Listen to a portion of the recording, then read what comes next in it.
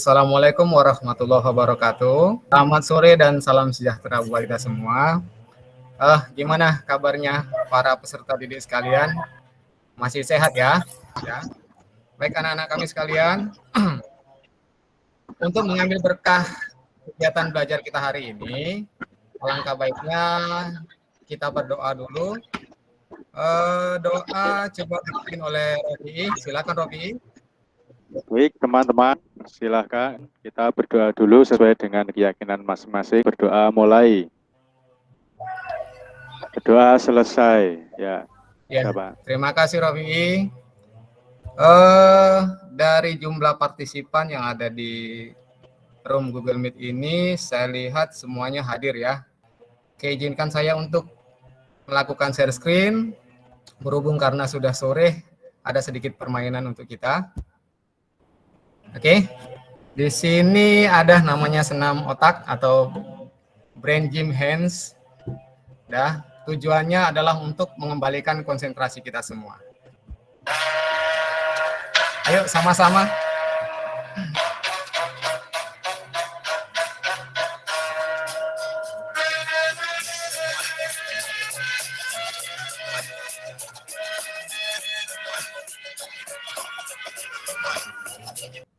Oke, sudah cukup ya untuk gerakan senam otaknya.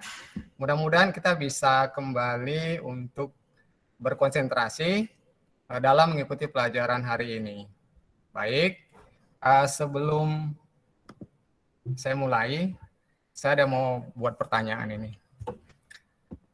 Peserta didik semua pernah nggak ngalami luka kecil, misalnya tergores, atau terpotong oleh pisau gitu, atau terjatuh dengan lututnya luka? Ya, jika pernah, biasanya lukanya kan dibersihkan itu menggunakan apa? Alkohol, Pak. Alkohol ya.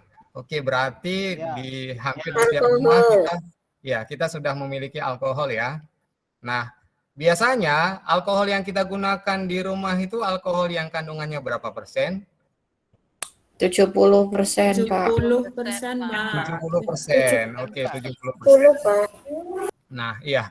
Untuk penggunaan sehari-hari itu biasanya alkohol kadar yang ada dijual di pasaran itu ada yang 90%. Namun untuk skala lab itu ada yang 96%, bahkan sampai yang absolut 100%. Nah, gitu. Jadi bagaimana caranya kita atau industri memperoleh alkohol dengan kadar tertentu atau kadar yang tinggi bahkan sampai 100%. Nah, inilah nanti yang akan kita pelajari pada materi berikut. Materi kita hari ini adalah materi distilasi sederhana. Nah, adapun kompetensi yang dituntut dalam mempelajari materi ini adalah untuk kompetensi pengetahuannya itu menerapkan peralatan distilasi sederhana sesuai SOP.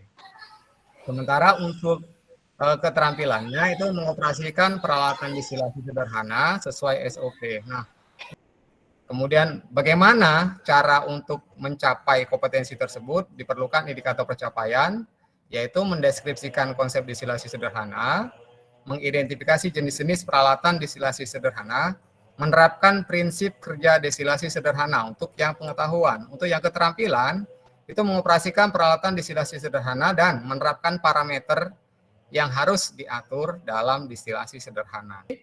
Campuran antara alkohol dan air itu bisa kita pisahkan dengan melalui distilasi sederhana. Kalau diagram lengkapnya ada seperti gambar yang terlihat pada layar kalian semuanya. Nah, di sini ada yang mau kita diskusikan. Kira-kira ada nggak yang tahu apa nama-nama komponen yang ada di sini? Woro, apa yang ini Woro? Pemanas, Pak. Pemanas ya. Oke, makasih Woro. Benar sekali, terima kasih. Lab, Pak. Yang ini Ika? Abu alas bulat. Ya. Abu alas bulat. Oke, terima kasih Ika. Benar sekali. Kemudian yang ini bulan? Termometer. Termometer. Oke, benar sekali. Terima kasih. Nah, untuk yang panjang ini, Rokiah? Kondensor, Pak. Kondensor ya. Oke, Ya, yang terakhir yang ini.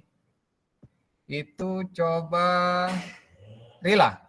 Erlenmeyer, Pak. Nah, sekarang saatnya kita diskusi untuk menyelesaikan LKPD yang sudah saya kirim.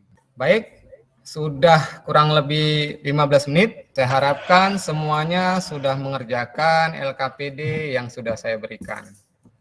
Nah, selanjutnya kita akan ada presentasi kelompok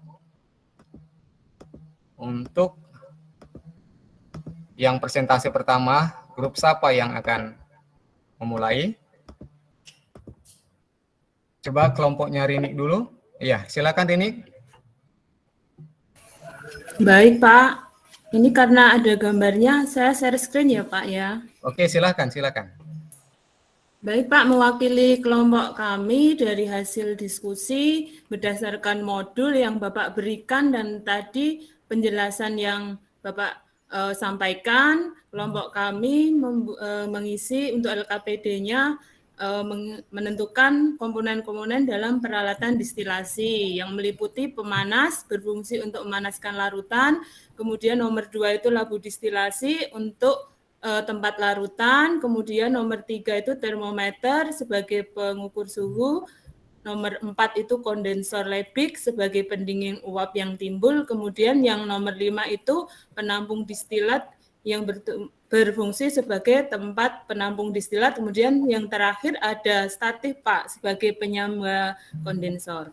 Baik, terima kasih untuk grupnya Rinik dan kawan-kawan. Saya berikan nilai A+ untuk kalian karena telah berani untuk presentasi.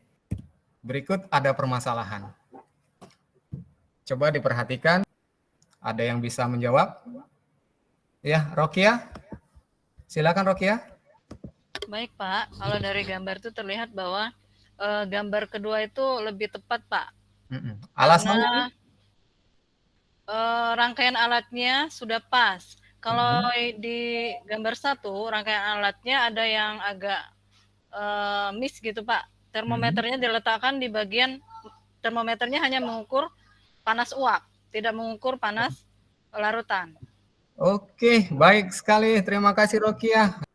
Dari kegiatan belajar kita hari ini, apa kira-kira kesimpulan yang bisa kita ambil? Ada yang berminat untuk memberikan kesimpulan? Oke, Sriwidya, silakan Sriwidya. Ya, Pak, terima kasih atas kesempatan yang sudah diberikan. Kesimpulan kita pada akhir pembelajaran ini adalah distilasi digunakan untuk memisahkan zat cair yang titik didihnya rendah dan memiliki perbedaan titik didih masing-masing komponen yang relatif besar atau berbeda jauh. Untuk hari ini mungkin sampai di sini saja pembelajaran kita. Nah, untuk minggu depan kemungkinan kita untuk wilayah kita sudah boleh pembelajaran tatap muka walaupun terbatas. Minggu depan saya akan panggil 8 orang untuk praktikum pemisahan alkohol dari minuman keras. Nanti LKPD-nya saya kirim, saya share ke grup WA. Mohon di bawah bahan-bahan yang diperlukan untuk kegiatan praktikum kita minggu depan. Demikian, terima kasih.